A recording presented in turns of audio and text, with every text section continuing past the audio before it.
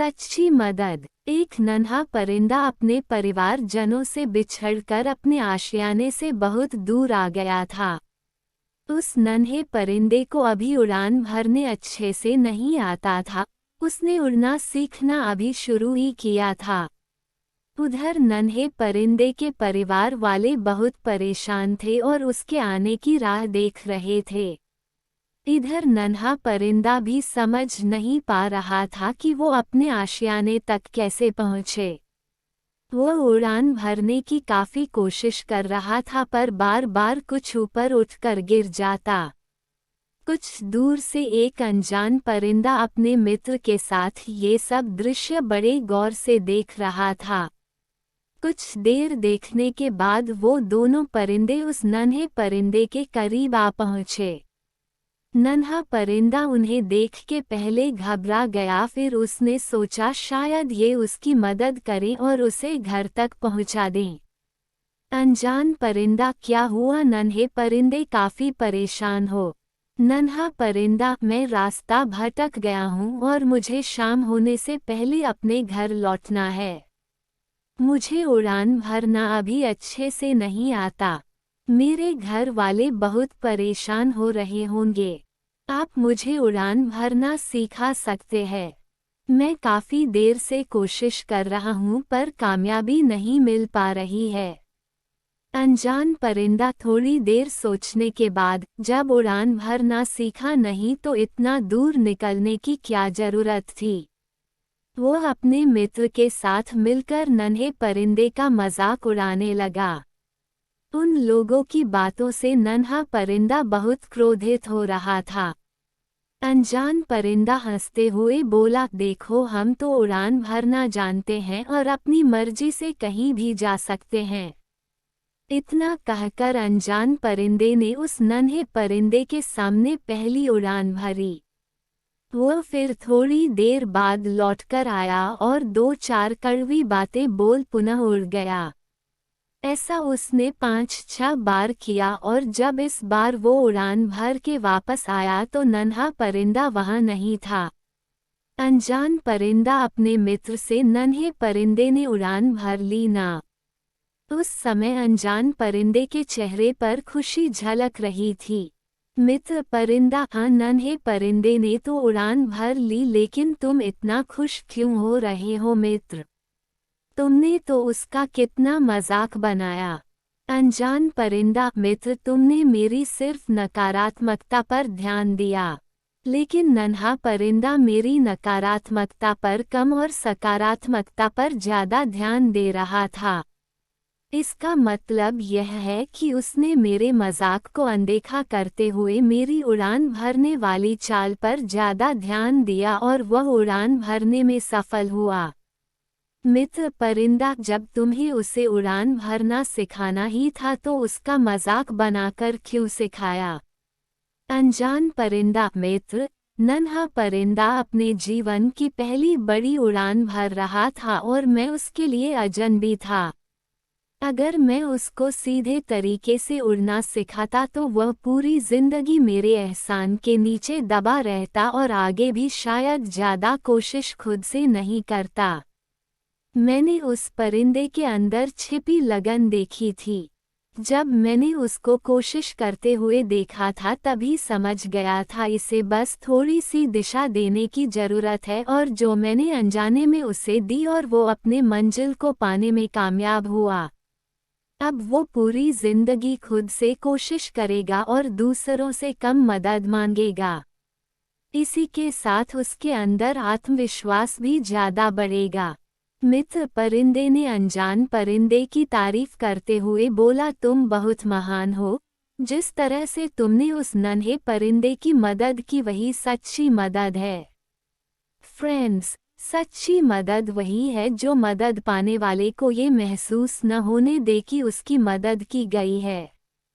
बहुत बार लोग हेल्प तो करते हैं पर उसका ढिंढोरा पीटने से नहीं चूकते। ऐसी हेल्प किस काम की?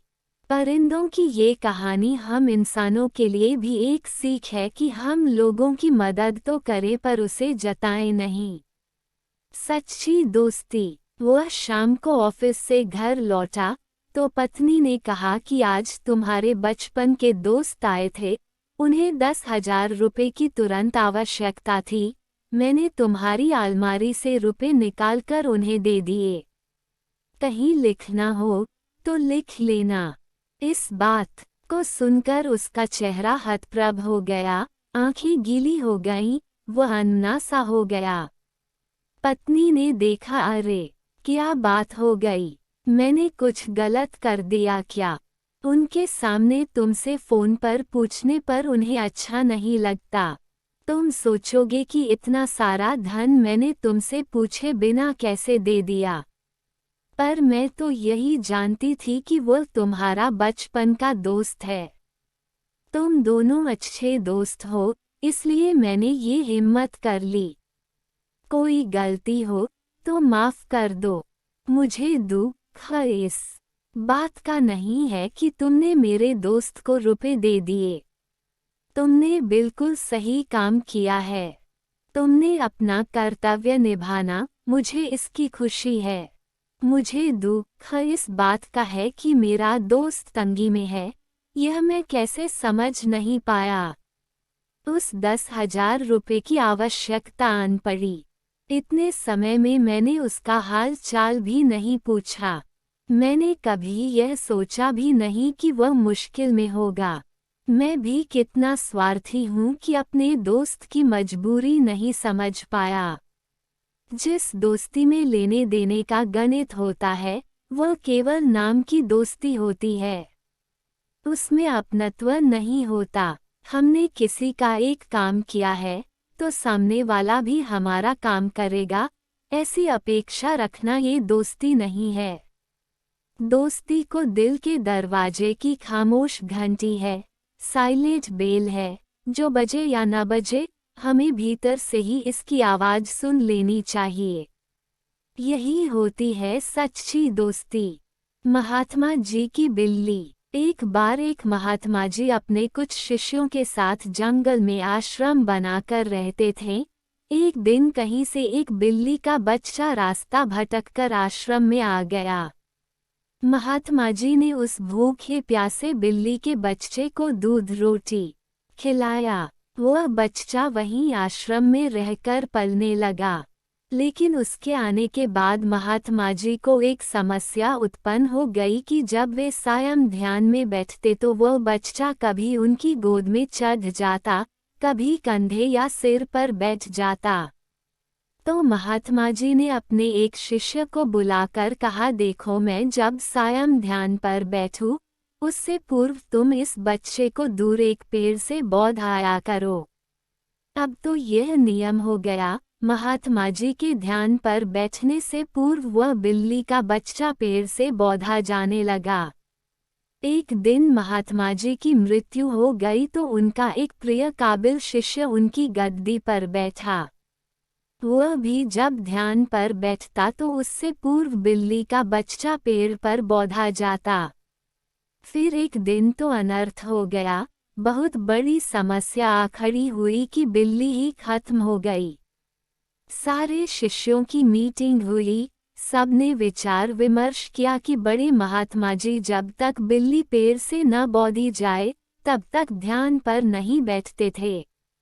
अतः पास के गौवों से कहीं से भी एक बिल्ली लाई जाए। आखिरकार काफी ढूंढने के बाद एक बिल्ली मिली, जिसे पेड़ पर बौधने के बाद महात्मा जी ध्यान पर बैठे। विश्वास माने, उसके बाद जाने कितनी बिल्लियां मर चुकी और न जाने कितने महात्मा जी मर चुके।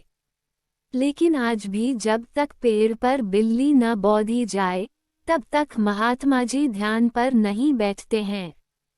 तभी उनसे पूछो तो कहते हैं ये तो परंपरा है, हमारे पुराने सारे गुरुजी करते रहे, वे सब गलत तो नहीं हो सकते। कुछ भी हो जाए हम अपनी परंपरा नहीं छोड़ सकते। ये तो हुई उन महात्मा जी और उनके शिष्यों की बात, पर कहीं न कहीं हम सब ने भी एक नहीं अनेकों ऐसी बिल्लियां पाल रखी हैं। तभी गौर किया है इन बिल्लियों पर। सैकड़ों वर्षों से हम सब ऐसे ही और कुछ अनजाने तथा कुछ चंद स्वार्थी तत्वों द्वारा निर्मित परंपराओं के जाल में जकड़े हुए हैं। जरूरत इस बात की है कि हम ऐसी परंपराओं और अंधविश्वासों को अब और न पनपने दें, और अगली बार ऐसी किसी चीज पर यकीन करने से पहले सोच ले कि कहीं हम जाने अनजाने कोई अंधविश्वास रूपी बिल्ली तो नहीं पाल रहे। बाज की उड़ान। एक बार की बात है कि एक बाज का अंडा मुर्गी के अंडों के बीच आ गया। कुछ दिनों बाद उन अंडों में से चूजे निकले। बाज का बच्चा भी उनमें से एक था। वो उन्हीं के बीच बड़ा होने लगा। वो वही करता जो बाकी चूजे करते, मिट्टी में इधर उधर खेलता, दाना चुगता और दिन भर उन्हीं की तरह चूं चूं करता। बाकी चूजों की तरह वो भी बस थोड़ा सा ही ऊपर उड़ पाता और पंख फड़फड़ाते हुए नीचे आ जाता। फिर एक दिन उसने एक बाज को खुले आकाश में उड़ते हुए देखा। बाज बड़ी शान से बेधड़क उड़ रहा था। तब उसने बाकी चूजों से पूछा कि इतनी ऊंचाई पर उड़ने वाला वो शानदार पक्षी कौन है। बाज की उड़ान। तब चूजों ने कहा, अरे वो बाज है, पक्षियों का राजा। वो बहुत ही ताकतवर और विशाल है, लेकिन तुम उसकी तरह नहीं उड़ सकते क्योंकि तुम तो एक चूजे हो। बाज के बच्चे ने इसे सच मान लिया और कभी वैसा बनने की कोशिश नहीं की। वो जिंदगी भर चूजों की तरह रहा और एक दिन बिना अपनी असली ताकत पहचाने ही मर गया। दोस्तों, हम में से बहुत से लोग उस बाज की तरह ही अपना असली पोटेंशियल जाने बिना एक सेकंड क्लास जिंदगी जीते रहते हैं। हमारे आसपास की मीडियोक्रिटी हमें भी मीडियोक्रा बना देती है। हम में ये भूल जाते हैं कि हम अपार संभावनाओं से पूर्ण एक प्राणी हैं। हमारे लिए इस जग में कुछ भी असंभव नहीं है, पर फिर भी बस एक औसत जीवन जी के हम इतने बड़े मौके को गंवा देते हैं। आप चूजों की तरह मत बनिए। अपने आप पर, अपनी काबिलियत पर भरोसा कीजिए। आप चाहे जहां हों, जिस परिवेश में हों, अपनी क्षमताओं को पहचानिए और आकाश की ऊंचाइयों पर उड़कर दिखाइए, क्योंकि यही आपकी वास्तविकता है।